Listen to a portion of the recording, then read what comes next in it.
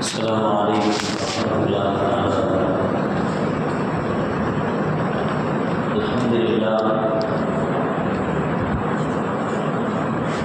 لله نحمده ونستعينه ونستغفره ونؤمن به ونتوكل عليه ونعوذ بالله من شرور أنفسنا ومن سيئات أعمالنا من يهده الله فلا مضل له ومن يضلل فلا هادي له ونشهد أن لا إله إلا الله وحده لا شريك له ونشهد أن سيدنا وسندنا ومولانا محمدا عبده ورسوله أرسله الله بالحق بشيرا ونذيرا وداعيا إلى الله بإذنه وسراجا منيرا أما بعد فقد قال الله تبارك وتعالى في القرآن العظيم في فرقانه الحميد فأعوذ بالله من الشيطان الرجيم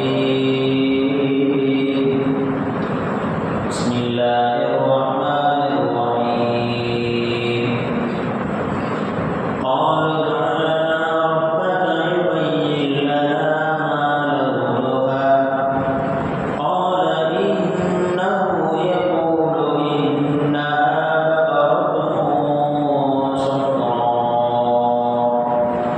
صفراء فاقع لونها تسر الناظرين قال ادع لنا ربك يبين لنا ما هي إن البقرة شابه علينا وإنا إن شاء الله لمهتدون صدق الله العليم وقال نبينا وحبيبنا وشفيعنا محمد صلى الله عليه وسلم خيركم من تعلم القرآن وعلمه أو كما قال عليه الصلاة والسلام سبحانك لا علم لنا إلا ما علمتنا إنك أنت العليم الحكيم رب اشرح لي صدري ويسر لي أمري واحلل عقدة من لساني يفقهوا قولي اللهم صل على سيدنا محمد وعلى آل سيدنا محمد وبارك وسلم عليه الحمد لله அல்லாஹ்வுடைய நிகழ்வுகள் பிறந்ததினால் உணர்வான அன்மறையான திருக்குர்ஆனுடைய விரிவுரை சொல்லிய அல்லாஹ் ஜல்ல நம்மை எல்லாம் தேர்வு செய்து அமர வைத்திருக்கிறார்.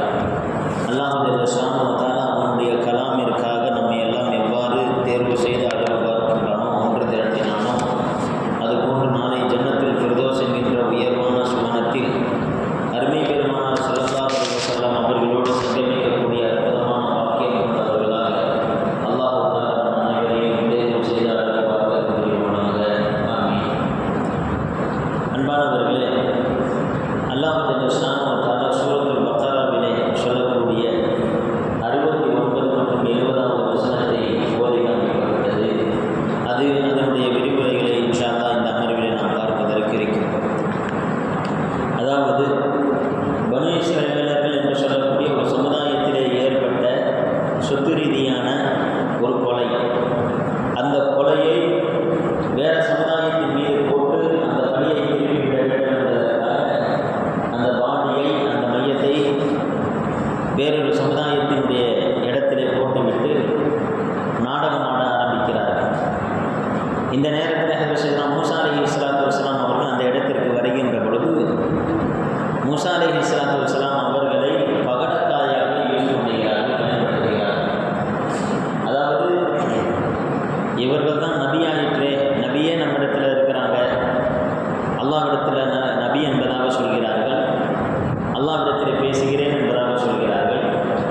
அப்படி என்றால் இவர்கள் நமக்கு தீர்ப்பளிப்பார்கள் என்பதாக சொல்லி அந்த விஷயத்தை திசை திருப்புவதற்காக முயற்சிகளிலே ஈடுபடுகிறார்கள்.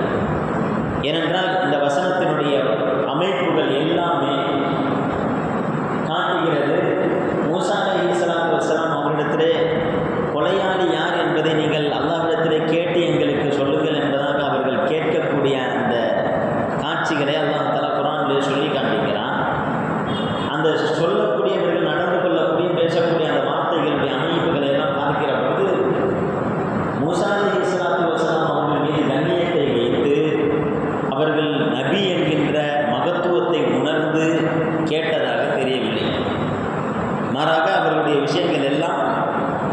ஈமானினுடைய பலவீனத்தை வெளிப்படுத்தக்கூடியதாகவும் ஒழுக்கக்குறைவாக நடக்கக்கூடியதாகவும் தான் நம்மால் பார்க்க முடியும். ஏனென்றால் அவர்கள் ஆரம்பத்திலே பேசுகிற பொழுது என்ன கேட்டார்கள்?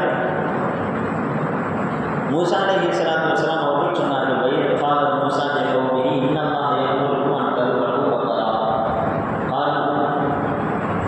மூசா அலைஹிஸ்ஸலாத்து வஸ்ஸலாம் அவர்களை பார்த்து இவர்கள் சொன்னார்கள், அல்லாஹ் தஆலா கொலையாளி யார் என்பதை கண்டுபிடிக்க வேண்டும் என்று சொன்னால் மாட்டை அறுக்கும்படி உங்களுக்கு கட்டளையிட்டான் என்பதாக சொல்கின்ற பொழுது அவர்கள் உடனடியாக கேட்டார்கள், அத்தத்தனா ஹுசுவா, எங்களை கேலி பொருளாக எடுத்துக்கொண்டாயா மூசா என்பதாக அவர்கள் கேட்டார்கள். அப்போ மூசா அலைஹிஸ்ஸலாத்து வஸ்ஸலாம் அவர்கள் சொன்னார்கள், அது அஊது பில்லாஹி அன் அகூன மினல் ஜாஹிலீன். ஷரியத்திலே இல்லாத ஒரு விஷயத்தை செய்பவன் ஜாஹிலாக கருதப்படுவோம். அந்த ஜாஹிலான காரியத்தை செய்வதற்கு நான் அல்லாஹ்விடத்திலே பாதுகாப்பு தேடுகிறேன் என்பதாக சொன்னார். அதற்கு அடுத்ததாக சரி அல்லாஹ் தான் சொன்னதாக சொல்கிறார் என்பதாக சொன்னவர்கள் எப்படி கேட்கிறார்கள்? மூசாவே, உன்னுடைய ரப்பிடத்தில் கேளு எங்களுக்காக, அந்த ரப்பு அந்த மாடு எப்படிப்பட்டது என்பதை எங்களுக்கு விளக்கி தரட்டும். மூசாவே, நம்முடைய ரப்பிட்ட கேளுங்க, எப்படிப்பட்ட மாடாக இருக்கும்னு சொல்லி நம்முடைய ரப்பிட்ட கேளுங்க என்பதாக சொல்லலை. காடுவானா ரப்பக்க யுபையினா மா, உன்னுடைய ரப்பிடத்தில் கேளு, கேட்டுட்டு அந்த மாடு எப்படிப்பட்ட மாடு என்பதாக எங்களிடத்தில் சொல்லு என்பதாக அவர்கள் சொல்லக்கூடிய அந்த பேச்சினுடைய அமைப்பை காட்டுகிறது. மூசா அலைஹிஸ்ஸலாத்து வஸ்ஸலாம் அவர்கள் மீது கண்ணியத்தை வைத்து இவர்கள் மூசா அலைஹிஸ்ஸலாமை நாடவில்லை. திசை திருப்புவதற்காக கொலையினுடைய மேற்று திசை திருப்பப்பட்டு மூசா அலைஹிஸ்ஸலாமால் கொலையை கண்டுபிடிக்க முடியல, தெரியல அப்படின்னு சொன்னாக்க பேச்ச மாத்திரம் இவர் நபின்னு சொன்னார், கடைசியாக இது மாதிரி ஆயிடுச்சு, இவர் வந்து கொலையை கண்டுபிடிக்க முடியுதானே, அப்போ காட்ட முடியுதானே அப்படின்னு சொல்லி பேச்சு மாறி என்பதற்காக மூசா அலைஹிஸ்ஸலாத்து வஸ்ஸலாம் அவர்களை பகடக்காயாக மாற்றுகிறார். இப்போ மூசா அலைஹிஸ்ஸலாத்து வஸ்ஸலாம் அவர்கள் சொல்கிறார், ஏன்னா அல்லாஹ் தஆலா மாட்டை அறுக்கும்படி சொன்னவுடன் செய்பவர்களாக கட்டுப்படுபவர்களாக இருந்தார்கள் என்று சொன்னால் லாஜிக் பேச மாட்டாங்க, அடுத்தடுத்து கேள்வி கேட்க மாட்டாங்க, உடனடியாக செய்யக்கூடியவர்களாக இருந்தார்.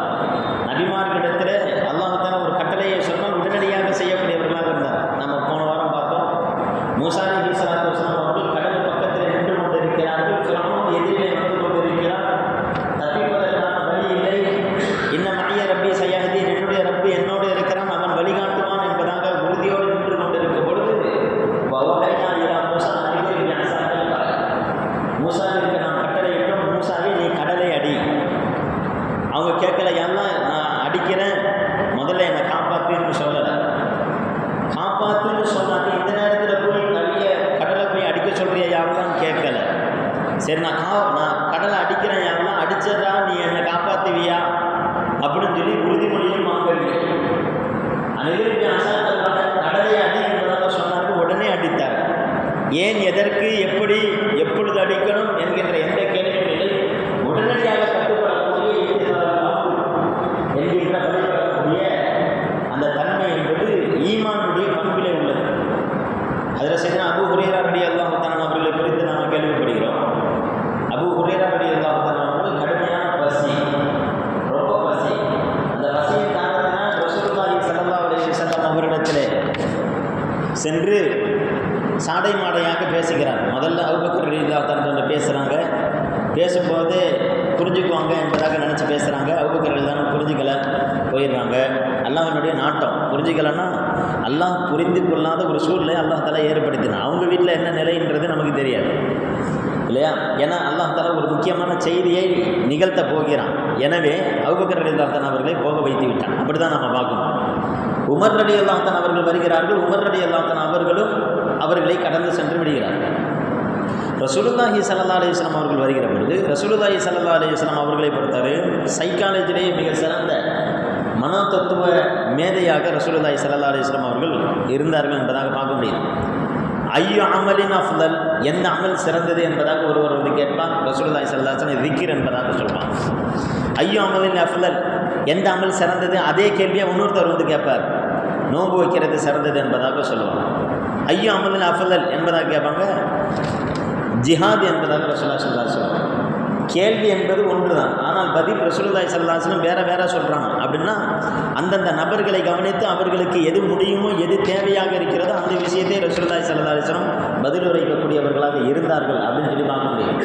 யார் ரசூலுல்லாஹ் நோன்பு வைத்த நிலையிலே தன்னுடைய மனைவியை முத்தமிடலாமா அப்படின்னு சொல்லி கேட்குறார். ரசூலுல்லாஹி ஸல்லல்லாஹு அலைஹி வஸல்லம் அவர்கள் தாராளமாக முத்தமிட்டுக் கொள்ளுங்கள், ஒன்றும் பிரச்சனை கிடையாது, அதுக்கு மேலே தாண்டாதீர்கள் என்பதாக சொல்லி முடிக்கிறார். இன்னொரு சஹாபி வந்து கேட்கிறார், யார் ரசூலுல்லாஹ் நோன்பு வைத்த நிலையிலே தன்னுடைய மனைவியை முத்தமிடலாமா? கிட்ட நெருங்கிறாத, முத்தமிடக்கூடாது என்பதாக சொல்கிறாங்க. இவரை பார்த்து இந்த பதிலை சொன்ன ரசூலுல்லாஹ் அவரை பார்த்து என்ன விஷயம் ஏன் ரசூலுல்லாஹ் சொன்னாங்க?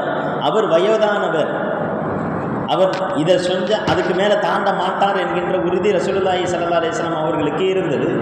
எனவே ரசூலுல்லாஹி ஸல்லல்லாஹு அலைஹி வஸல்லம் இந்த பதிலை சொல்லக்கூடியவர்களாக இருந்தார். அதான் எவரை பார்த்து இதை தாண்டாதீர்கள் என்பதாக சொன்னார்களோ அந்த நபர் வாலிபராக இருந்தார். இவரை முத்தமிடுவதற்கு அனுமதி கொடுத்தோம் என்று சொன்னால் இவர் எல்லையை கடந்து சென்று விடுவார் என்பதற்காக ரசூலுல்லாஹி ஸல்லல்லாஹு அலைஹி வஸல்லம் அவர்கள் அதை தடை செய்கிறார்கள் என்பதாக நம்ம பார்க்கிறோம். அந்த அடிப்படையில் அபூ ஹுரைரா ரலியல்லாஹு தஆலா அவர்கள் மசாயில் கேட்பதை போன்று வருகிறார்கள், சட்டத்தை கேட்குற மாதிரி. முகத்தை பார்த்தாலே ரசூலுல்லாஹுக்கு தெரிஞ்சிருந்து வாங்க போய் சாப்பிட்டு வருவோம் என்பதாக ரசூலுல்லாஹி ஸல்லல்லாஹு அலைஹி வஸல்லம் அபூ ஹுரைரா ரலியல்லாஹு தஆலா அவர்களை அழைக்கிறார். மாஷா அல்லாஹ், ரொம்ப சந்தோஷம். அபூ ஹுரைரா ரலியல்லாஹு ரசூலுல்லாஹ்வாச்சு புரிஞ்சுக்கிட்டாங்களே என்பதாக சந்தோஷம். போயிட்டு வீட்டில் என்ன இருக்குதுன்னு சொல்லி பார்க்குறாங்க. ரசூலுல்லாஹ் கேட்குறாங்க, வீட்டில் என்ன இருக்குது அப்படின்னு கேட்குறாங்க.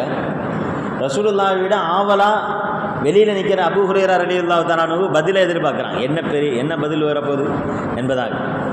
அப்போ உள்ளே இருந்து வருகிறது, யார் ரசூலுல்லாஹ் உங்களுக்கு அன்பளிப்பாக வந்திருக்கக்கூடிய ஒரு கப்பு பாலை தவிர வேறு எதுவும் இல்லை. சுப்ஹானல்லாஹ், ஈருலகத்தினுடைய தலைவர், அவருடைய வீட்டில் என்னுடைய நிலை இது, பாலை தவிர வேறு எதுவும் இல்லை.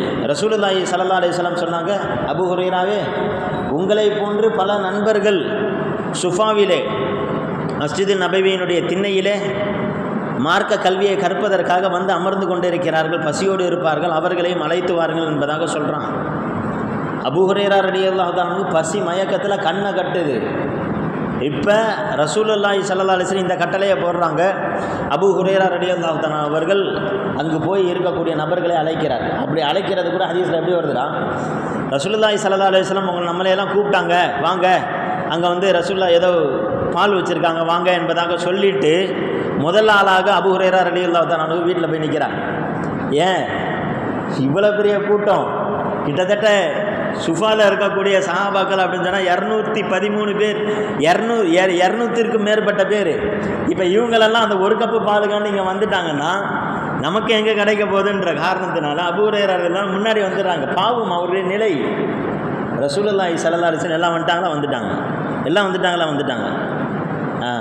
இப்போ இந்த பாலை கையில் கொடுக்குறாங்க. அல்ஹம்துலில்லாஹ், மாஷா அல்லாஹ், ரசூலுல்லாஹ் நம்ம கையில் கொடுத்துட்டாங்க. ரசூலுல்லாஹ் கொடுத்துட்டு சொல்கிறாங்க, இந்த பாலை எல்லாருக்கிட்டும் கொடுங்க. அபூ ஹுரைரா ரலியல்லாஹு அன்ஹுக்கு ஏக்கம் அதிகமாகும். என்னடா இது, பசியோடு இருக்கிறோம், இப்போ ரசூலுல்லாஹி ஸல்லல்லாஹு அலைஹி வஸல்லம் இப்போ பாலை கொடுக்கணும், ஒவ்வொருத்தரும் கொடுக்குறத பார்க்கணும். அவர் குடிக்கிறத எப்படி பார்ப்பார்? பசியோடு இருக்கிறார், தீந்துருமோ, முடிஞ்சிருமோ, நமக்கு கிடைக்குமா அப்படின்ற ஒரு நிலையில் சில நேரத்தில் ஹிதுமத்து செஞ்சுக்கிட்டு இருக்கும்போது நல்ல சாப்பாடாக இருக்கும், பசியாக இருக்கும். அதனால தான் சொல்லுவாங்க, ஹிதுமத் செய்கிறவங்க முதல்ல நம்முடைய பங்கை வந்து எடுத்து வச்சுருங்க. ஏன் பங்கு எடுத்து வச்சுருக்கேன்னா, பங்கு எடுத்து வைக்கலைன்னா போடுற வரையிலும் இவருடைய எண்ணம் ஃபுல்லாக எதில் இருக்கும் அப்படின்னு சொன்னால், நமக்கு கிடைக்குமா, நமக்கு இருக்குமா, மிச்சமாக இருக்குமா, என்ன இன்னமும் வந்துக்கிட்டு இருக்காங்களா, இன்னும் எத்தனை பேர் இருக்காங்க? 5 பேர் இருக்காங்க, இன்னும் 2 பேர் வந்துக்கிட்டு இருக்காங்க, 2 பேர் வந்துட்டாங்களா, என்னப்பா நீ என்பதாக. எனவே உங்களுக்கு தேவையானதை முதல்ல எடுத்து வச்சுருங்க என்பதாக நம்மளுக்கு உசூல் சொல்லப்படுகிறது. சரி, இப்போ அபூ ஹுரைரா ரலியல்லாஹு தஆலா எல்லாருக்கும் பால் கொடுக்குறாங்க. கொடுத்து முடித்ததுக்கு பின்னாடி ரசூலுல்லாஹி ஸல்லல்லாஹு அலைஹி வஸல்லம் அந்த பால் அப்படியே வருது. அபூ ஹுரைரா ரலியல்லாஹு தஆலா கேட்குறாங்க, யார் ரசூலுல்லாஹ் எல்லாரும் குடிச்சிட்டாங்க. சரி நீங்கள் குடிங்க அப்படின்னு, இஷ்ரப் இதை குடிங்க. அபூ ஹுரைரா ரலியல்லாஹு குடிக்கிறாங்க. குடிச்சிட்டு அல்ஹம்துலில்லாஹ் ஹத்தா அஷ்பா, நான் வயிறு நிரம்புகின்ற அளவிற்கு நான் குடித்தேன். குடித்து முடித்து விட்டு யார் ரசூலுல்லாஹ்னு சொல்லி நீட்டினேன். ரசூலுல்லாஹி ஸல்லல்லாஹு அலைஹி வஸல்லம் குடிச்சிட்டேன். திரும்ப குடிங்க. ஒன்று சரி, அப்போ பசிக்காண்டி குடித்தோம், இப்போ கொஞ்சம் ருசிக்காண்டி குடிப்போம்னு சொல்லி கொஞ்சோடு குடிக்கிறாங்க. குடிச்சிட்டு போதும் யார் ரசூலுல்லாஹ், திரும்பவும் குடிங்க. யார் ரசூலுல்லாஹ் என்னால் முடியல. இல்லை குடிங்க, கொஞ்சோண்டு லைட்டாக ஒரு 2-3 ட்ராப் மட்டும் குடிச்சிட்டு பறக்கிறதுக்காண்டி போதும் யார் ரசூலுல்லாஹ். குடிச்சிட்டிங்கன்னா திருப்தி ஆயிடுச்சா? திருப்தி ஆயிடுச்சு. அதுக்கப்புறம் ரசூலுல்லாஹி ஸல்லல்லாஹு அலைஹி வஸல்லம் வாங்கி குடித்தாங்க. வாங்கி கொடுத்துட்டு அதை தன்னுடைய குடும்பத்திற்கும் கொடுத்தார். இந்த ஹதீஸில் சஹீஹான ஹதீஸ், புகாரி முஸ்லிமில் வருது. இந்த ஹதீஸில் ஏராளமான மசாயில்களை சட்ட வல்லுநர்கள் எடுக்கிறாங்க. அதில் உள்ள செய்திகளில் நிறைய முக்கியமான செய்திகள்னா பரக்கத்தினுடைய அர்த்தத்தை இதிலிருந்து நாம் எடுக்கிறோம். பரக்கத் என்றால் அது எவ்வளவு விசாலமானதாக இருக்கும் அப்படின்றதையும், ரசூலுல்லாஹி ஸல்லல்லாஹு அலைஹி வஸல்லம் அவருடைய சிறப்புகளையும், சஹாபாக்களுடைய அந்த எளிமையையும், நபி ஸல்லல்லாஹு அலைஹி வஸல்லம் அவர்களுடைய எளிமையையும் அங்கே சுட்டி காண்பிக்கப்படுவதோடு இந்த இடத்துல கவனிக்கணும், அது எந்த நேரத்தில் எந்த சுச்சுவேஷனில் இருந்தாலும் நபி ஸல்லல்லாஹு அலைஹி வஸல்லம் சொல்லிட்டாங்கன்னா அங்கே கேள்விக்கு மறு கேள்விக்கு பதிலே இடமே இல்லை. யார் ரசூலுல்லாஹ் ரொம்ப பசியாக இருக்கிறேன், வேண்டாம் நான் கொஞ்சோண்டு குடிச்சுக்கிட்டு போய் கூட்டிகிட்டு வந்துடுவா அப்படின்னு கேட்கல. போய் கூட்டிகிட்டு வாருங்கள் என்பதாக சொன்னோன்னா உடனே போயிட்டாங்க. கூட்டிகிட்டு வந்துட்டாங்க, கையில் கொடுத்துட்டு எல்லாருக்கிட்டையும். இப்போ கூட நீங்கள் பார்த்தீங்கன்னா தெரியும், வீட்டில் நடக்கும். நீங்கள் யார்கிட்டையாச்சும் சாப்பிட்டுக்கிட்டு இருக்கும்போது தண்ணி கேளுங்க, அவங்க குடிச்சிட்டு கொடுப்பாங்க. அது இயற்கை. எப்போதுமே வெளி இடத்துல இருக்கிறது இல்லை, குடும்பத்துக்குள்ளே நீங்கள் பார்த்தீங்கன்னா தண்ணீர் நீங்கள் யார்கிட்ட கேட்டாலும் அந்த தண்ணீரை குடிச்சிட்டு கொடுக்குற பழக்கம் எல்லார்ட்டையும் இருக்கும். அது இயற்கையிலே தண்ணீர். அப்போ தாகத்தினுடைய உச்சத்தில் இருக்கக்கூடிய அபூ ஹுரைரா ரலியல்லாஹு தஆலா அன்ஹு ரசூலுல்லாஹ்ட்ட ஒரு வார்த்தை கேட்கல, உடனே கொடுத்தாங்க. எவ்வளோ கஷ்டம் இருக்கும், எவ்வளோ இதாக இருக்கும், என்ன உள்ளம் நாடுது. இருந்தாலும் அத்தனை பேருக்கும் கொடுத்து விட்டு வந்து நிற்கிறார்கள். இப்பொழுது கூட நான் குடிக்கவா என்று கேட்கவில்லை, எல்லாரும் குடிச்சிட்டாங்க, என்ன செய்ய என்று கேட்கிறார். இதுதான் சஹாபாக்கள். இன்னொரு ஹதீஸில், புகாரி முஸ்லிமில் வரக்கூடிய இன்னொரு ஹதீஸ், ரசூலுல்லாஹி ஸல்லல்லாஹு அலைஹி வஸல்லம் அவருடைய அருமை சஹாபி அனஸ் ரலியல்லாஹு தஆலான்னு சொல்கிறாங்க. ஒரு சஹாபியினுடைய, செல்வந்த சஹாபியினுடைய ஒரு திருமணமோ ஏதோ ஒரு விழா நிகழ்ச்சி நடைபெறுகிறது. அதனால் விருந்து ஏற்பாடு செய்யப்பட்டது. என்ன விருந்து அப்படின்னு சொன்னால் சாராய விருந்து, மது பார்ட்டி அங்கே நடைபெறுகிறது.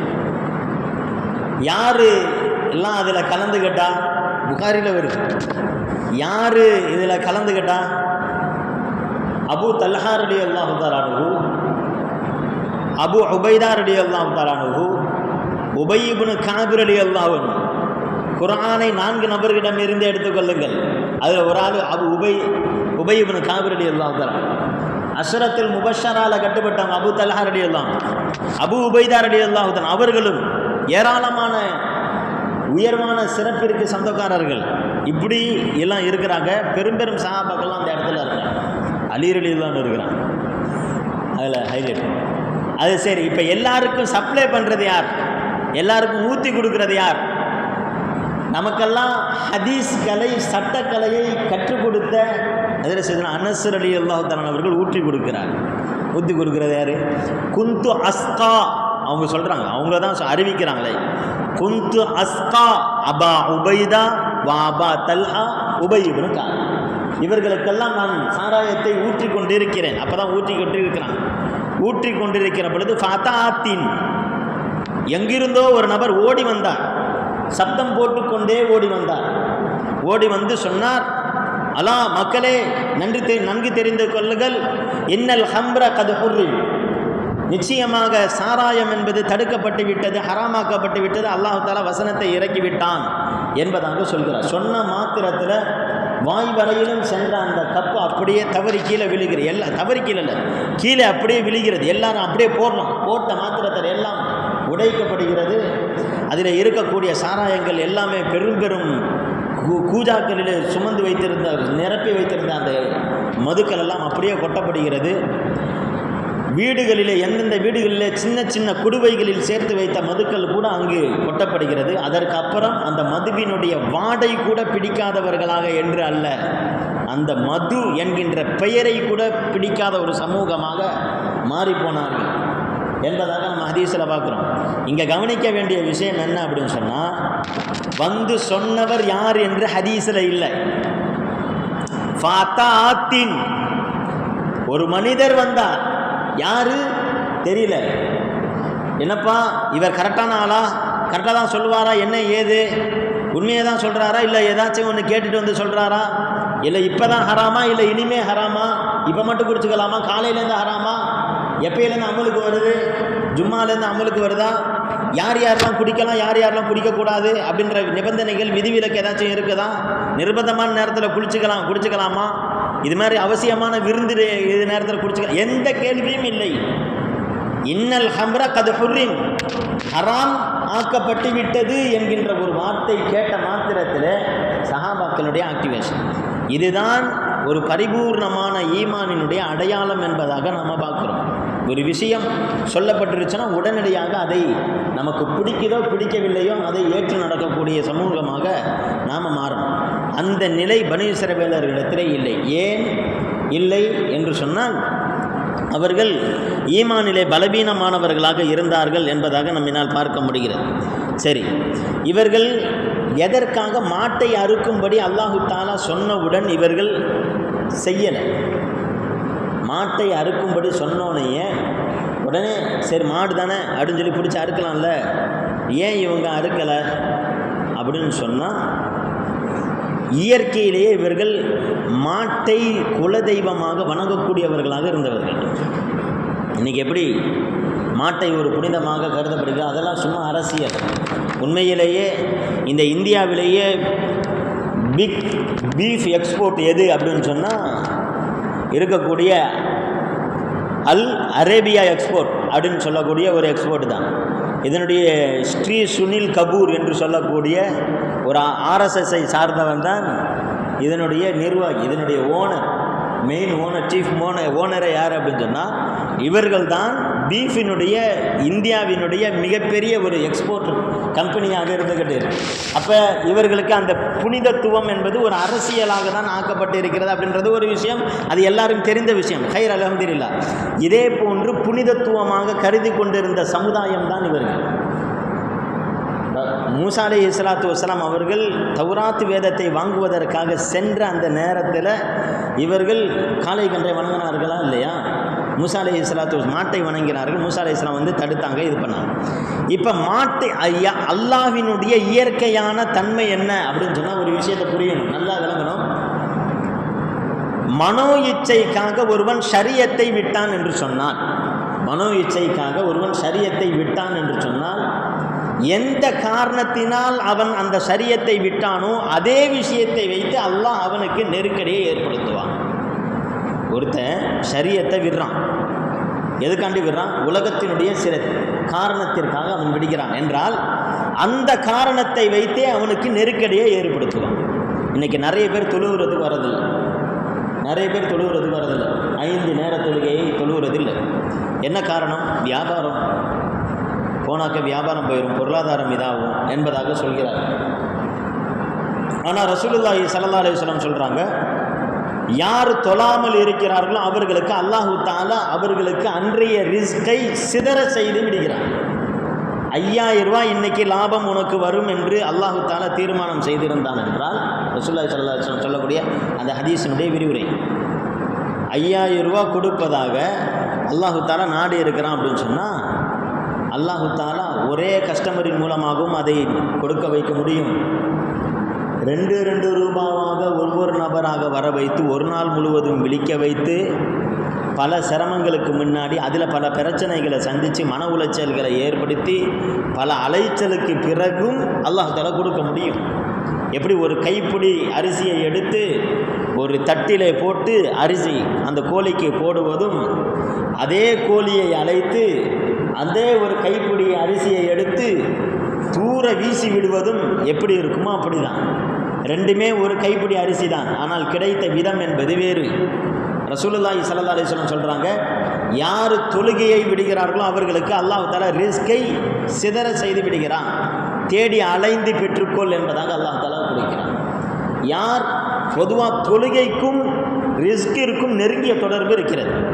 மரியம் அலைஹிஸ்ஸலாத்து வஸ்ஸலாம், ஜக்கரியா அலைஹிஸ்ஸலாத்து வஸ்ஸலாம் அவர்களை குறித்து பேசுகிற பொழுது அல்லாஹ் தஆலா சொல்கிறான், குல்லமா தஹல அலைஹா ஜக்கரியல் மெஹராப், தொழக்கூடிய இடத்திற்கு ஜக்கரியா அலைஹிஸ்ஸலாம் அவர்கள் நுழைந்த பொழுதெல்லாம் வஜத இந்தஹா ரிஸ்கா, மரியம் அலைஹிஸ்ஸலாத்து வஸ்ஸலாம் அவரிடத்தில் ரிஸ்கை பார்த்தார்கள் என்பதாக அல்லாஹ் தஆலா தொழக்கூடிய இடத்துல தான் அந்த ரிஸ்கை வைத்திருந்ததாக அல்லாஹ் தஆலா குர்ஆனில் சொல்கிறான். யார் ஃபஜர் தொழுகையை தொழுதார்களோ அவர்களுக்கு இந்த உலகத்திலே இருக்கக்கூடிய எல்லா வாழ்வாதாரங்களும் கிடைத்ததற்கு சமம் என்று ரசூலுல்லாஹி ஸல்லல்லாஹு அலைஹி வஸல்லம் சொல்கிறாங்க. கிடைச்சிருச்சு என்பதாக நீங்கள் உறுதி எடுத்துக்கங்க அப்படின்றான். யார் அசருடைய தொழுகையை விட்டு விடுகிறார்களோ அவர்கள் தன்னுடைய குடும்பத்தையும் தன்னுடைய வாழ்வாதாரத்தையும் இழந்தவருக்கு சமம் என்பதாக ரசூலுல்லாஹி ஸல்லல்லாஹு அலைஹி வஸல்லம் சொல்றாங்க. எங்கே தொழுகையை பற்றி வருகிற பொழுது என்ன விஷயத்தை குறித்து பேசுகிறார்கள் பார்த்தீர்களா?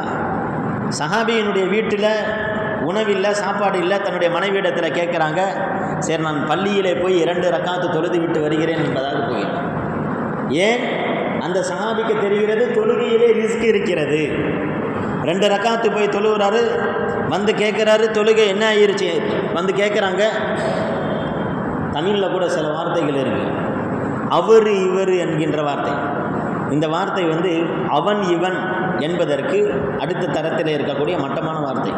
சஹாபாக்களை பயன்படுத்துகிற பொழுது, நபி ஸல்லல்லாஹு அலைஹி வஸல்லம் அவர்களை பயன்படுத்துகிற பொழுது அவர் இவர் என்பதாக சொல்லக்கூடாது.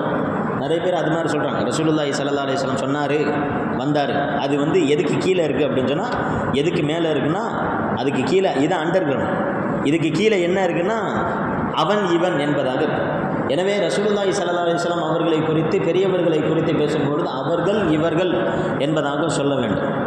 ரசூலுல்லாஹி அதே மாதிரி முடி தமிழில் நிறைய இருக்குது. வாசனம், வாடை, நறுமணம் என்பதாக இருக்குது. ரசூலுல்லாஹி ஸல்லல்லாஹு அலைஹி வஸல்லம் அவருடைய வாசனையை குறித்து பேசும்போது நறுமணம் என்கின்ற வார்த்தை எது அப்பரில் இருக்கோ, எது உயர்ந்த வார்த்தைகளாக இருக்கோ அந்த வார்த்தைகளை பயன்படுத்தணும். சரி, ஹை. இப்போ அந்த சஹாபி வருகிறாங்க, தன்னுடைய மனைவியிடத்தில் கேட்குறாங்க, பள்ளியாசலில் போய் இல்லை வீட்டில் எந்த உணவும் இல்லை அப்படின்னு சொன்னோன்னா, சரி நீனும் தொழுவு, நானும் வீட்டில் போய் நான் பள்ளியாசலில் போய் தொழுதுட்டு வரேன்னு சொல்லி தொழுவுறாங்க. வீட்டில் ரிஸ்க் வந்தது என்பதாக நம்ம ஹதீஸில் பார்க்குறோம். அப்போ தொழுகை என்பது ரிஸ்கை கொண்டு வரும். ஆனால் இங்கே என்ன செய்கிறாங்க? தொழுகை விடுவது எதற்காக? ரிஸ்கிற்காக என்று சொல்கிறார்கள். அல்லாஹ் தஆலா எந்த காரணத்தினால், உலகத்தினுடைய காரணத்தினால் ஷரியத்து விடப்படுகிறதோ அதே காரணத்தை வைத்து அல்லாஹ் தஆலா நெருக்கடியை ஏற்படுத்துகிறான். ஜக்காத்து கொடுக்க மறுக்கிறார். ஏன் ஜக்காத்து கொடுக்கறதுக்கு மறுக்கிறாரு அப்படின்னு சொன்னால், ஜக்காத்து கொடுத்தாக்க பொருளாதாரம் குறைஞ்சிரும் என்பதாக நினைக்கிறார். வருஷம் 20,000 ரூபா கொடுக்கணும்னா என்ன ஜி அப்படின்னு கேட்குறார். வருஷம் 20,000 ரூபா கொடுத்தா என்ன ஜி அப்படின்னு சொல்லி கேட்குறார். சுப்ஹானல்லாஹ். அல்லாஹ் தஆலா அவர் இது அதாவது பொருளாதாரம் குறைந்து விடும் என்பதாக நினைத்து ஜக்காத்தை அவர் தேக்கி வைத்தார்.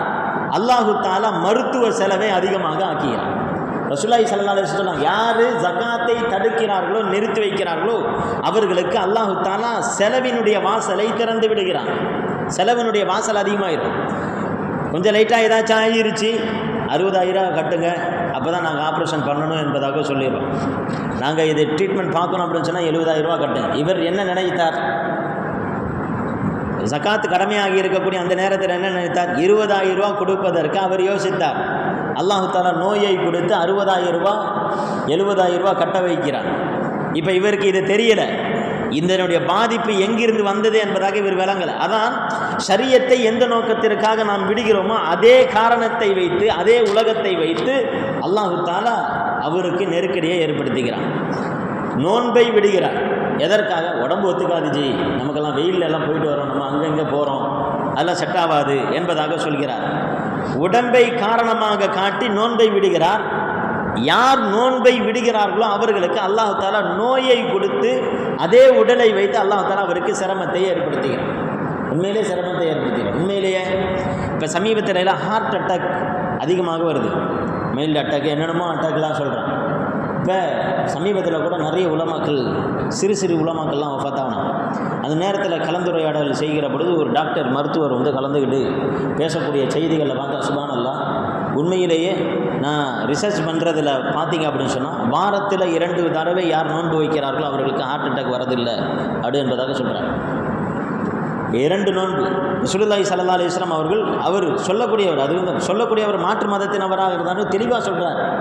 நீங்கள் 2 நாட்கள், வாரத்தில் 2 நாட்கள் டயட் ஃபாலோ பண்ணீங்க அப்படின்னு சொன்னால் உங்களுக்கு ஹார்ட் அட்டாக் குறையும் என்பதாக சொன்னாங்க. ரசூலுல்லாஹி ஸல்லல்லாஹு அலைஹி வஸல்லம் திங்கள் வியாழன் நோன்பு வைக்கக்கூடியவர்களாக இருந்தார். அதுவும் முடியாவிட்டால் மாதத்திலே 3 நாள், ஐயாமில் பீல் என்று சொல்லக்கூடிய 3 நாள், 13, 14, 15 நோன்பு வைக்கக்கூடியவர்களாக இருந்தார். இப்படி வைக்கக்கூடியவர்களுக்கு அல்லாஹ் தஆலா உடல் ஆரோக்கியத்தை கொடுக்கிறான். உலகத்திலேயே அதிகமான ஆயுள் காலம் வாழ்ந்த நபிமார்களுடைய குடும்பத்தினர் யார் என்று சொன்னால் ஹதரத் சையதுனா தாவூத் அலைஹிஸ்ஸலாத்து வஸ்ஸலாம். குடும்பத்தில் ஒரு ஆள் ரொம்ப நாள் வாழ்கிறது இல்லை, குடும்பமே நீண்ட நாள் வாழ்ந்தது அப்படின்னு சொன்னால் அதில் செய்தனா தாவூத் அலைஹிஸ்ஸலாத்து வஸ்ஸலாம் அவர்கள் ஃபேமிலியோடு நீண்ட நாட்கள் வாழ்ந்தவர்கள், ஆயுள் காலம் நோய் நொடி இல்லாமல் வாழ்ந்தவர்கள். என்ன காரணம்? ஜலாலுத்தீன் சுயூத்தி ரஹ்மத்துல்லாஹி அலைஹி பதிவு செய்கிறார், தன்னுடைய தஃசீர் ஜலாலிலே பதிவு செய்கிறாங்க. என்னன்னா அவர்களுடைய குடும்பம் அதிகமாக நோன்பு வைக்கக்கூடியவர்களாக இருந்தார். ரசூலுல்லாஹி ஸல்லல்லாஹு அலைஹி வஸல்லம் ஹதீஸ் கூட இருக்குது, தாவூத் அலைஹிஸ்ஸலாத்து வஸ்ஸலாம் அவர்கள் அதிகமாக நோன்பு வைக்கக்கூடியவர்களாக. அப்போ நோன்பை நாம் அதிகமாக கடைபிடிக்கின்ற பொழுது நமக்கு உடல் ஆரோக்கியத்தையும் கொடுக்குறான், ஆயுளையும் நீடிக்க வைக்கிறான் என்பதாக நம்மளால் பார்க்க முடியும். இப்போ நாம் இங்கே கவனித்து பார்க்கணும், இவர் நோன்பை எதற்காக விட்டார்? உடலை காரணம் காட்டி நோன்பை விட்டார். ஷரியத்து எதற்காக விடுகிறது? உலகத்தினுடைய எந்த காரணத்திற்காக விடப்படுகிறதோ அதே காரணத்தை வைத்து அல்லாஹ் தஆலா அவருக்கு முடிவை கட்டுகிறான், அழிவை ஏற்படுத்துகிறான் அப்படின்றத நம்ம பார்க்குறோம். அதே மாதிரி தான் இவர்கள் இந்த மாட்டை அறுப்பதற்கு தயங்கினார்கள், அதை மாட்டை அறுப்பதற்கு பின்வாங்கினார்கள். காரணம் என்ன? அது மகத்துவம் வாய்ந்ததாக இருக்கிறது, உயர்வான உயிரினமாக இருக்கிறது என்கிற காரணத்தினால், அவருடைய உள்ளத்தில் என்கிற காரணத்தினால அல்லாஹு தஆலா அவர்களுக்கு அதை வைத்தே சாட்டை அடி கொடுக்கிறான். என்ன கொடுக்குறான்? அவங்க கேட்குறாங்க, மாடுனா என்ன மாடு என்று கேட்கிற பொழுது அல்லாஹு தஆலா வயதிலேயே மாட்டில் வயதிலேயே சிறந்த வயதாக இருக்கக்கூடிய நடுத்தர வயதை ரசூல் அல்லாஹு தஆலா சுட்டி காண்பிக்கிறான். கால இன்னஹு யகூலு இன்னஹா பக்ரத்துன் லா ஃபாரிதுன் வலா பிக்ருன். அது ஃபாரில், அது இலசும் அல்ல, கன்றும் அல்ல, அது முற்றிய மாடும் அல்ல, மாறாக அது அவானும் பைனதாலிக ஃபஃபாலு மாத்து மரும், மாறாக அது இரண்டிற்கும் மத்தியில் இருக்கக்கூடிய நடுத்தர வயதை கொண்ட நல்ல பருமனான மாடு என்பதாக அல்லாஹ் தஆலா சொல்றாங்க. பொதுவாக அந்த மாட்டை தான் எல்லோரும் நேசிப்பார்கள், சாதாரணமாக இருக்கக்கூடியவர்கள் நேசிப்பார்கள். அப்படி இருக்கும்போது குலதெய்வமாக நினைக்கக்கூடியவர்களுக்கு உயர்ந்த தரத்தை அல்லாஹ் தஆலா கொடுக்குறான். சரி, அடுத்தது அவங்க கேட்குறாங்க, மாலவுனுஹா காலுது அலனா ரப்பக்க யுபையிலுனா மாலவுனுஹா, அந்த மாட்டினுடைய நிறம் என்ன என்று கேட்கிறார். இப்போ அல்லாஹு தஆலா சொல்கிறான், கால இன்னஹு யகூலு இன்னஹா பக்ரத்துன் சஃப்ராஉ ஃபாகிஉன் லௌனஹா தசுர்ருன் நாதிரீன். அது பார்த்தால் உள்ளத்தை கவரும்படியாக இருக்கக்கூடிய மஞ்சள் நிறத்தை, பளீர் என்ற மஞ்சள் நிறத்தை கொண்ட மாடு என்பதாக அல்லாஹு தஆலா சொல்கிறான். ஏன் அல்லாஹு தஆலா மஞ்சள் நிறத்தை தேர்வு செய்தான்? மஞ்சள் நிற மாடை எதற்காக தேர்வு செய்தான்?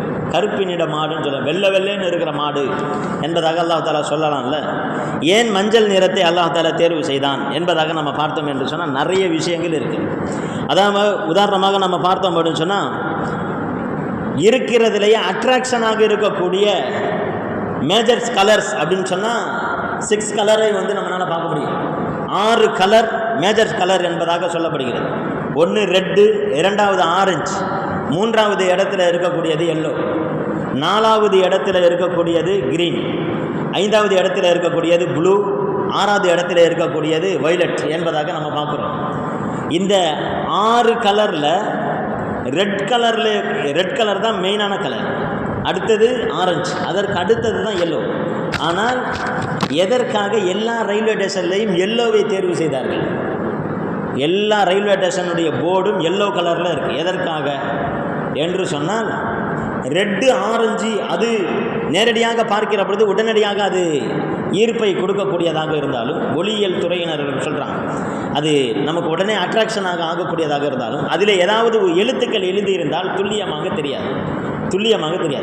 அதே எல்லோவிலே எழுதியிருந்தால் அதில் இருக்கக்கூடிய கரைகள் துல்லியமாக தெரிய ஆரம்பிக்கும். எனவே அதை வைச்சிருக்கிறாங்க. ரெண்டாவது, அதாவது ஆரஞ்சு ரெட்டு இருக்கிற இது ஸ்ட்ரெயிட் ஃபார்வர்டில் பார்க்கும்போது அதனுடைய அட்ராக்ஷன் தெரியும், சைடில் பார்க்கும்போது அது. ஆனால் எல்லோவை பொறுத்தவரை எந்த ஆங்கிளில் பார்த்தாலும், சைடில் பார்த்தாலும் அதனுடைய அட்ராக்ஷன் தெரியக்கூடியதாக இருக்கும். மூன்றாவது என்ன அப்படின்னு சொன்னால், எல்லோ கலர் என்பது எல்லா கால சூழலுக்கும் ஏற்றதாக இருக்கும். வெயிலில் பார்க்கணுன்னாலும் பளிச்சுன்னு பார்த்தாலும், மஞ்சள் கலரை பார்த்தால் எல்லோ கலர் பளிச்சுன்னு தெரியும். மற்ற கலர்கள் அந்த ஒரு குறிப்பிட்ட நேரத்திலே மிக தெளிவாக தெரியும். அதே மாதிரி பனி மூட்டம் ஏற்பட்டு இருக்கக்கூடிய இந்த நேரத்திலையும் அந்த எல்லோ கலர் பளிச்சுன்னு தெரியும் மற்ற கலர்களை விட. எனவே தான் நம்ம வாகனத்தில் கூட லைட்டு வந்து எல்லோ கலராக பயன்படுத்தப்படுகிறது அப்படின்னு சொல்லி பார்க்கலாம். இன்றைக்கி ஒயிட் கலரில் அதை வந்து ஒரு இதுக்காண்டி வச்சுக்கிட்டாலும் அது இரவு நேரத்தில் அது வந்து பளிச்சுன்னு இருட்டுக்கு கருப்புக்கு அது வெள்ளை நிறம் பளிச்சுன்னு காட்டினாலும் மழை வந்து விட்டால் அல்லது பனி மூட்டம் அதிகமாக வந்து விட்டால் எல்லோ கலர் லைட்டு தான் ஒயிட் கலரை விட மிக தெளிவானதாக தெரிகிறது என்பதாக நம்ம பார்க்குறோம். இதனை என்னதுன்னா அதனால் எல்லோ கலரில் வந்து வைக்கிறாங்க அப்படின்னு சொல்லி பார்க்க முடியும். இப்போ அல்லாஹு தஆலா சொல்கிறான், ரெண்டாவது வந்து எச்சரிக்கை என்னுடைய நிறமாக அது வந்து இருக்குது இல்லையா, அலர்ட் கலராக அது இருக்குது. எனவே தான் ரெட் பச்சை கிரீனை வந்து என்ன செய்யறது, பச்சையை போகிறதற்கும் சிகப்பு இது ரெண்டையெல்லாம் விட்டுட்டு அலர்ட் கொடுக்கக்கூடிய அந்த நிறத்திற்கு எல்லோ கலரை வந்து தேர்வு செய்கிறாங்க. காரணம்னா அது வந்து உடனடியாக இது நம்ம ரீதியாக வச்சது மட்டும் இல்லை, அல்லாஹு தஆலாவும் எல்லோ கலரை அலர்ட் நிறமாக தான் வைத்திருக்கிறான், எச்சரிக்கையினுடைய நிறமாக தான் வைத்திருக்கிறான்.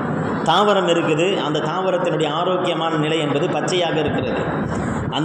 அந்த தாவரம் நோய்வாய்ப்பட போகிறது என்பதனுடைய அடையாளம், நோய்வாய்ப்பட்டிருக்கிறது என்பதனுடைய அடையாளம் என்ன அப்படின்னு சொன்னால் அது எல்லோ கலராக மாற ஆரம்பிக்கும். அதனுடைய அதாவது நைட்ரஜன் குறைபாடாக இருக்குது அப்படின்றத அது காட்ட ஆரம்பிக்கும். இந்த நைட்ரஜன் குறைபாடாக இருக்கக்கூடிய அந்த தாவரத்திற்கு அந்த மாட்டினுடைய சாணத்தை உரமாக போடுவதன் மூலமாக அந்த நைட்ரஜன் குறைபாட்டை அந்த தாவரத்தில் இருந்து எடுத்து விடலாம் என்பதாக அந்த தாவரவியல் வல்லுநர்கள் குறிப்பிட்டு காமிக்கிறாங்க. அதேமாரி நம்முடைய உடலில் கூட இருக்கக்கூடிய சிகப்பணுக்கள், இரத்தத்தில் இருக்கக்கூடிய சிகப்பணுக்கள் எத்தனை நாள் உயிரோடு இருக்கும் அப்படின்னு சொன்னால் 120 நாட்கள். ஒரு சிகப்பணுவினுடைய வாழ்நாள் என்பது 120 நாட்கள். 120 நாட்களுக்கு பிறகு அது கல்லில் இருந்து அது ரெட் கலராக, அது எல்லோ கலராக மாற்றப்படுகிறது. ரெட்டாக இருந்தது அது எல்லோ கலராக மாற்றப்பட்டு அது சிறுநீரின் மூலமாக அது வந்து வெளியாக்கப்படுகிறது, சிறுநீரின் மூலமாக வெளியாக்கப்படுகிறது. அந்த சிகப்பணு கெட்டு போகக்கூடிய தன்மை அதிகமாக ஆனது என்று சொன்னால் யூரின் அதிகமான அடர்த்தியான மஞ்சள் நிறத்தில் வர ஆரம்பிக்கிறது. எனவே தான் யூரின் வந்து நார்மலாகவே அது அந்த சிகப்பணுக்கள் தான் உயிரிலிருந்து வருகின்ற பொழுது எல்லோ கலராக வருகிறது.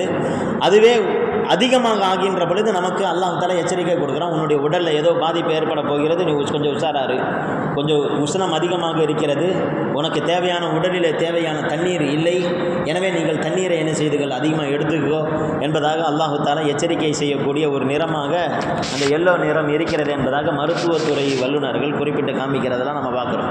சரி, ஹை, இதுவெல்லாம் ஒரு பக்கம் இருந்தாலும் அல்லாஹ் தஆலா இந்த எல்லோ கலரை இந்த விஷயத்தில் வந்து தேர்வு செய்கிறான்.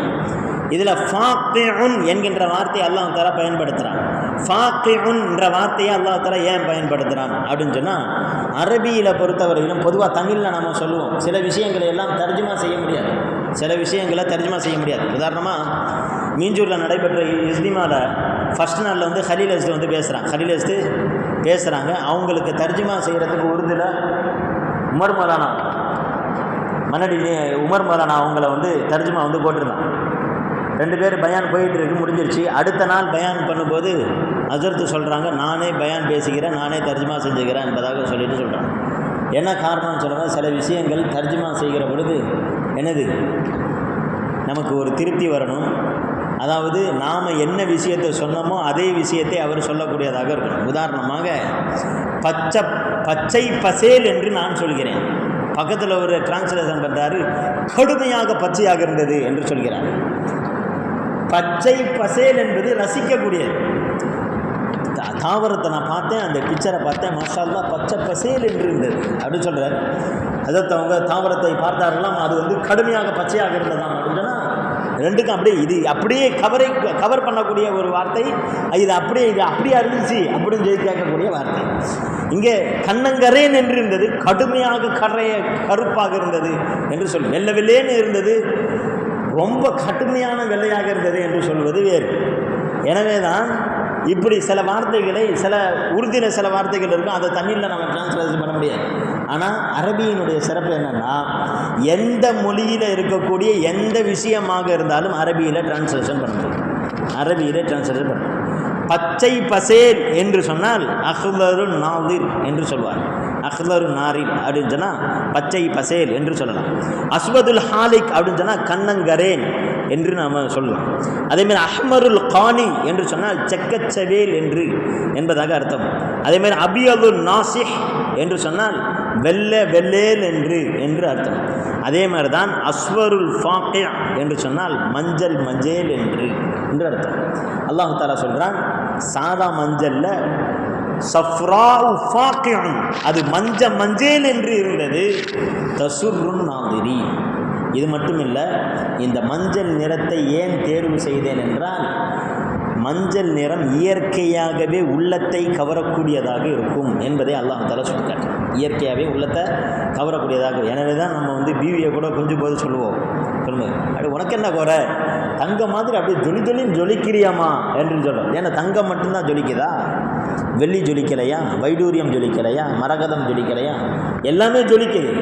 எத்தனையோ விஷயங்கள் ஜொலிக்குது. ஆனால் இவர் சொல்லுகிறபடி தங்கத்தை மாதிரி அப்படி ஜொலிக்கிறேன்னா, எல்லாம் ஜொலிக்கக்கூடியதாக இருந்தாலும் தங்கம் ஜொலிக்கக்கூடிய அந்த ஜொலிப்பு இருக்குதே, அது அதனுடைய மஞ்சள் நிறத்தின் காரணத்தினால் உள்ளத்தை ஈர்க்கக்கூடியதாக இருக்குது. அல்லாஹ் தஆலா அது வச்சிருக்கான்.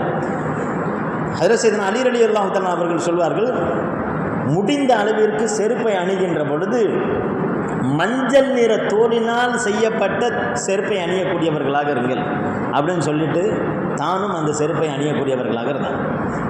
காரணம் கேட்கப்பட்டுச்சு, எதுக்கான நீங்கள் அது மாதிரி சொல்கிறீங்க? மஞ்சள் நிற தோலினால் செய்யப்பட்ட செருப்பை அணியணும் அப்படின்னு சொல்கிறீங்களா, காரணம் என்ன அப்படின்னு சொல்லும்போது ஹஜ்ரத் அலி ரலியல்லாஹு தஆலா அவங்க சொன்னாங்க, மன் லபிஸ நிஅலை ஜில்தின் அஸ்வர், யார் மஞ்சள் நிற தோல் உள்ள செருப்பை அவர்கள் அணிகிறார்களோ கல்ல ஹம்முஹு, அவருக்கு கவலை குறையும் என்று ஹஜ்ரத் அலி ரலியல்லாஹு தஆலா சொல்கிறாங்க. ஏன் கவலை குறைகிறது அப்படின்னு சொன்னால், அல்லாஹ் தஆலா குர்ஆனில் சொல்கிறான், சஃப்ராஉ ஃபாக்கியுன் லவ்னுஹா தசுர்ருன் நாதிரீன், உள்ளத்தை சந்தோஷப்படுத்தும் விதமாக அது மஞ்சள் நிறத்திலே இருக்கும் என்பதாக அல்லாஹ் தஆலா சொல்கிறான். அந்த மஞ்சள் நிறத்திற்கு கவலையை குறைக்கக்கூடிய தன்மை இருக்கிறது என்பதை அல்லாஹ் தஆலா சொல்லி காண்பிக்கிறான் என்பதாக ஹஜ்ரத் அலி ரலியல்லாஹு தஆலா அவர்கள் சொல்லி காண்பிக்கிற அந்த செய்தியை நம்ம பார்க்குறோம். சரி, ஹைர், இங்கே எதற்காக அல்லாஹ் தஆலா இது பண்ணுறான்னா, உன்னுடைய உள்ளத்தில் என்ன இருக்குது? மாட்டை பற்றி உண்டான மஹப்பத் இருக்கிறது. இந்த மாட்டை அறுக்கணுமான்னு சொல்லும்போது அல்லாஹ் தஆலா சாதாரண மாடு இல்லை ஜி, அது எப்படி நடுத்தர வயது கொண்ட மாடு என்று சொல்கிறான். நடுத்தர வயது கொண்ட மாடா அப்படின்னு கேட்கும்போது அந்த மாடு மட்டுமில்லை, அது சஃப்ராஉ ஃபாக்கியுன் லவ்னுஹா தசுர்ருன் நாதிரீன். எந்த காரியத்தை கொண்டு ஷரியத்தை செய்வதற்கு அவர்கள் தயங்கினார்களோ அதே காரியத்தை வைத்து அல்லாஹ் தஆலா அவர்களுக்கு நெருக்கடியை ஏற்படுத்துகிறார். அதற்கப்புறம் என்ன நடந்தது? அவர்கள் மாட்டை அறுத்தார்களா இல்லையா? அதற்கப்புறம் என்ன நிபந்தனை விதிக்கப்பட்டது அப்படின்றத இன்ஷா அல்லாஹ் அடுத்த வாரத்திற்கு பார்ப்பதற்கு இருக்கிறோம். அல்லாஹ் ஜல்ல ஷானு வ தஆலா எதை சொன்னோமோ எதை கேட்டோமோ அதன்படி அமல் செய்யக்கூடிய தௌஃபீக்கினை நம் அனைவருக்கும் தந்தருள் புரிவானாக. வாஹிர் தவானா அல்ஹம்துலில்லாஹி ரப்பில் ஆலமீன். சுப்ஹானல்லாஹி வ பிஹம்திஹி சுப்ஹானக்கல்லாஹும்ம வ பிஹம்திக வ நஷ்ஹது அல்லா இலாஹா இல்லா அன்த வ நஸ்தக்ஃபிருக வ நதூபு இலைக். சுப்ஹான ரப்பிக ரப்பில் இஸ்ஸத்தி அம்மா யசிஃபூன் வ ஸலாமுன் அலல் முர்ஸலீன் வல்ஹம்துலில்லாஹி ரப்பில் ஆலமீன். அஸ்ஸலாமு அலைக்கும்.